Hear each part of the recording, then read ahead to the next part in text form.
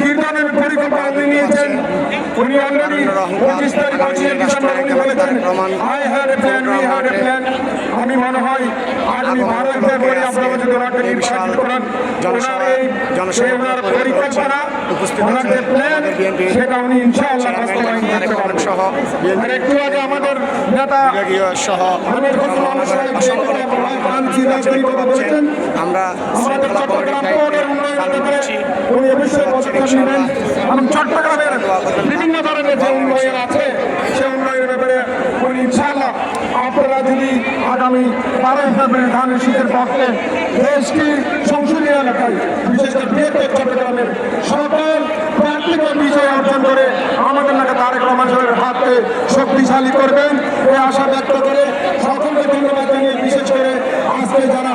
এই বৃহত্তর চট্টগ্রামের সকল আমাদের বিএনপি পরিবারের সদস্য